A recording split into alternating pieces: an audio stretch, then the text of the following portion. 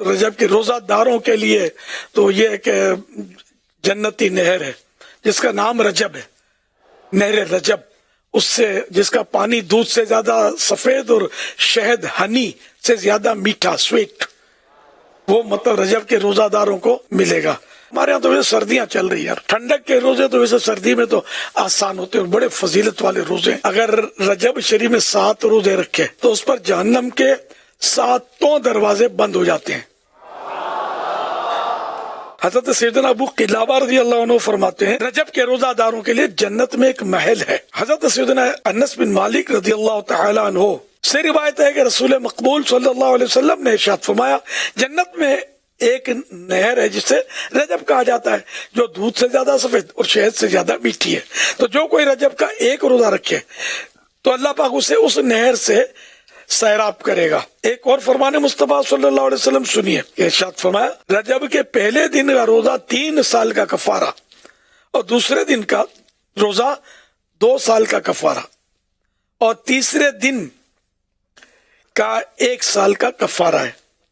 پھر ہر دن کا روزہ 1 ماہ کا کفارہ ہے۔ تو پہلے روزے کی فضیلت آپ نے سنی، 3 سال کا کفارہ اس کو قرار دیا ہے۔ تو بہرحال یہ کہ رجب شریف جو ہے نا، یہ الحمدللہ میں تو اس کو رمضان شریف کا پھاٹک بولتا ہوں کہ رمضان کی یادیں بھرپور طریقے پر رجب کے آنے سے شروع ہے نا، رجب شریف آ رہا ہے تو الحمدللہ روزوں کی بہاریں، عبادتوں کی بہاریں، کہ رجب جو ہے یہ عبادت کا بیج بونے کا مہینہ ہے اور شعبان آبیاری کا مہینہ نے آنسوؤں سے اس کو سیراب کرے، اور رمضان شریف کھیتی کاٹنے کا، فصل کاٹنے کا مہینہ ہے۔ تو مغفرتوں کے پروانے تقسیم ہوتے ہیں ماہ رمضان میں۔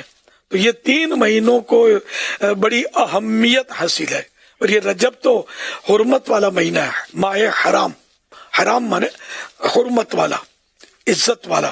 یہ مہینہ بہت بابرکت اور اتنا بابرکت ہے، اتنا بابرکت ہے کہ اس میں غیر مسلم بھی کسی دور میں زمانہ جاہلیت میں بھی رجب کا احترام ہوتا تھا، ہتھیار ڈال دیتے تھے اور لڑتے نہیں تھے۔